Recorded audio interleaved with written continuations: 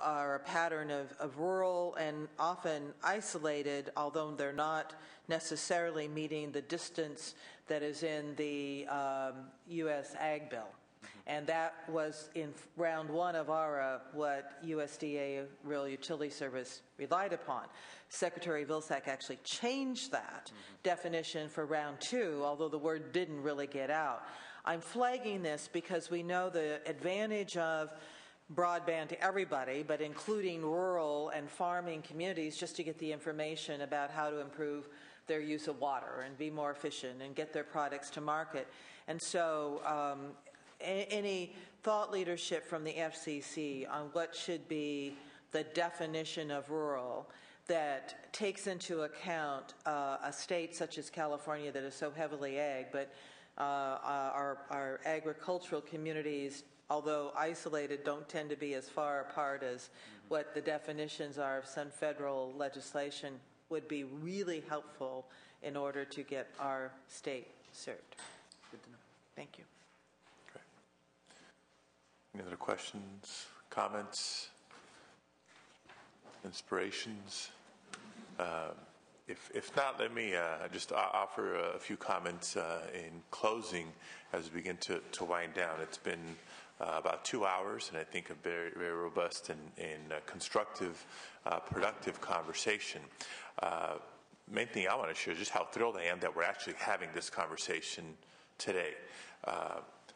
For those of you, there's a lot of familiar faces in the audience because you come to all the committee meetings and you weigh in all the bills that come through, and there's a good chunk of relatively new faces or infrequent faces to the committee.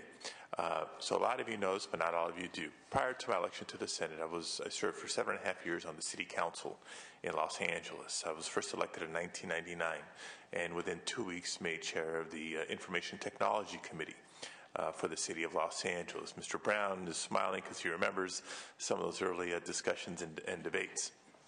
And I remember at the time talking about the digital divide because large areas of the district that I represent, the very community I grew up in, is one of those that's on the wrong side of that gap.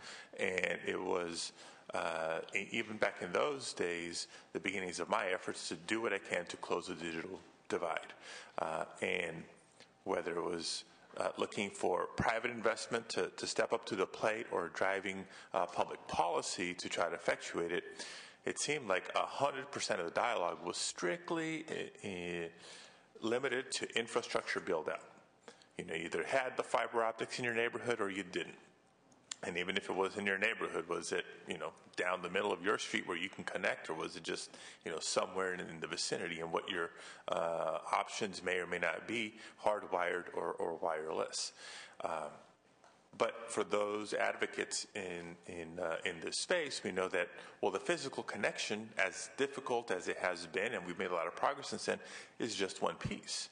Because you can have the cable offerings, you can have the telecommunications offerings, you can have the wireless offerings. If people aren't adopting and subscribing, then what's it for? So then we have the adoption piece, the awareness piece. And then there's the digital literacy piece, because you can have the wire running through. You can be a subscriber. You can have the hardware maybe in your home, because that's very different than schools and libraries, as much as schools and libraries and other community public spaces play a role here.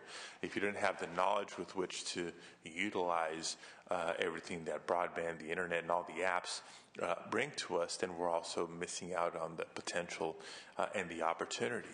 And it wasn't, from my observation, until the Obama administration came in, where from top down, so this is my big kudos to the FCC, that the dialogue of public and private soon thereafter following broadened beyond just the physical infrastructure question of digital divide. So I thank you, because I know you've been at the core of all this. The quarterback is what they call you, in bringing that dialogue along, not just for us here in the state of California, but all 50 states in the nation, because of that federal leadership. So thank you. It pleases me. We do have our work cut out for us still, and we keep plugging away, but we've come a long way in these last 10, 11 years, and I'm only excited about where we'll be a few years from now. So wanted to share that with everybody, and if there's Any closing remarks, Mr. Katz, before we wind this down? No, just to say thank you, Senator, and thanks to everyone who came. The comments and particularly the questions, very much appreciated. We remain open for business and eager to hear from folks in the months and years ahead. So thank you. Okay, thank you, and glad we can facilitate a visit home, especially during the winter months. Getting out of Washington is always good. So thank you all for participating here. Stay tuned to committee this year, and look forward to seeing you.